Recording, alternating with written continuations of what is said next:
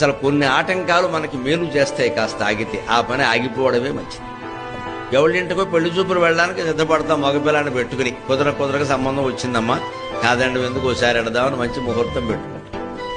అనుకోని ఆటంకం ఏదో వచ్చింది, మనకే ఏదో మైలు రావడమో ఏదో జరిగింది, లేదా వాళ్ళింటో ఏదో వచ్చింది, ఆగిపోయింది. మనం ఏమనుకుంటాం, ఏమిటో ఇన్నాళ్ళ పడి చూస్తున్నాం, పిల్లాడికి పెళ్ళి అవ్వట్లేదు, 4 ఏళ్లుగా చూస్తున్నాం సంబంధాలు, ఏదో వచ్చింది అనుకుంటే పెళ్లి చూపులకి ఇలా ఆటంకం వచ్చింది, మళ్ళీ ఎప్పుడు అవుతుందో.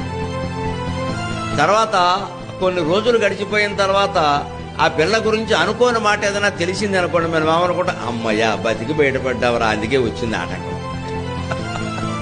పెళ్లి చూపులకు వెళ్ళి ఉంటే చేసుకోక తప్పేది కాదు, పిల్ల అందంగా ఉందంటే మనవాడు మోజుపడేవాడు, అయిపోయేది పని చేసుకుని ఉంటే, ఆ పిల్ల ఎలా చేసిందిట అని తెలిసింది అనుకో, కొంపలు అంటుకుపోతాయి.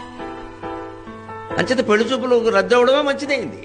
భగవంతుణ్ణి నమ్ముకున్న వాడికి అపకారం జరగదండి, అది లెక్క.